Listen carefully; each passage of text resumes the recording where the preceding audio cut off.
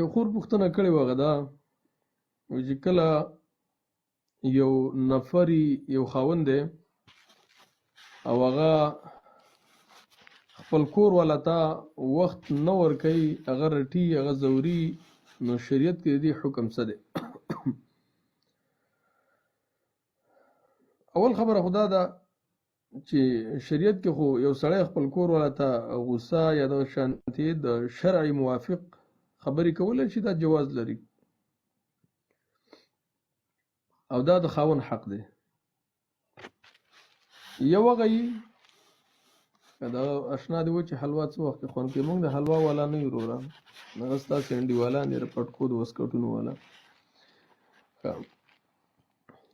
یو هغه یي چې بې ځایه ظلم کوي او په خپل ماشومانو باندې، په خپلو بچو باندې، په خپله ښځه باندې ظلم کوي او د ځان نه یو بو بلا جوړه کړي. نو رسول الله صلی الله علیه وسلم فرمایي په تاسو کې غوره انسان هغه دی وای خیرکم لاهله، غوره انسان په تاسو کې هغه دی چې هغه د خپلو بچو دپاره ښیي، د خپلو بچیانو سره ښیي. ځینې انسان به د خپلو بچیانو سره داسې کار کوي چې بیخي دښمني ورسره کوي، په کلونو مسافر چې رینګ ورته وکړي کنځلې، رد بد، فحشا، بد الفاظ، تا غسې کړي، تا داسې کړي، او بیا خاص کر یو مؤمنه ښځه په هغې باندې چې بهتان راړی دی، دې سړي ته سزا ورکول پکار دی چې ته داسې کوې، تا غسې کوې. نه، بهتان تړل نه دي پکار. که څومره چې موږ ته سوالونه اکثر راشي همدغه مسله پکې چې زموږ خاوند یو ملک دی، موږ بل ملک یو، هغه چې رینګ وکړي بس رد بد کنځلې، کله راته یو څوک یاد دی، کله بل څوک. دا خبرې دا د سپک سړي کار دی، دروند سړی داسې کار نه کوي، دروند سړی درنې خبرې کوي. مؤمن مسلمان چې همیش لپاره می رسول الله چې دا به د خپل اهل سره ډېر خوږي، د خپل اهل سره به ښیي.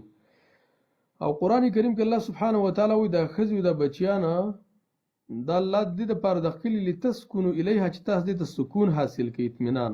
کله چې یو سړی ډېر هم خفه چې په خپلو بچیانو سترګې ولګېږي، د هغې زړه پرې راټولېږي، د هغې زړه ته سکون رسېږي، اطمینان ورته رسېږي. نو غوره سړی هغه دی چې د خپلو بچیانو سره ښیي. او رسول الله صلی الله علیه وسلم یو ځل داسې وفرمایل یو انسان دی په مجاهد باندې صدقه وکړه، د الله په لاره کې صدقه وکړه، په نورو ځایونو کې صدقه وکړه، بله 1 روپۍ راواخېسته، هغې په خپلو بچو باندې خرج کړله، په خپل کور والا باندې، په خپلو ماشومانو باندې. همدغه 1 روپۍ چې کومه د په دې باندې خرج کړله، د ټولو روپو نه دا غوروالی لري، د ټولو نه دا اجر لري. بله د الله د نبي صلی الله علیه وسلم عادت ته که موږ وګورو، هغه به د خپلو بچیانو سره، د خپل کور والا سره، د خپل ښځې سره ډېره زیاته مینه په دې معنی باندې کوله. رسول الله یو ځل وویل تاسې په خپلو زنانو باندې ظلمونه مه کوئ، ویل دا هغه مخلوق دی چې تاسې ته ځواب نشي، ستاسو سره جنګ نشي کولی. او بیا چې یو زنانه لکه څومره چې زموږ د خیال موافق او هغې دا سوالونه رالیږي چې هغې په خاوند څومره زیات خفه کېږي، د هغې مطابق په هغې ظلم کوي، نو دا سړی ګوره الله سبحانه وتعالی نه معاف کوي، دا ظالم دی په شریعت کې د شرع د لحاظ نه.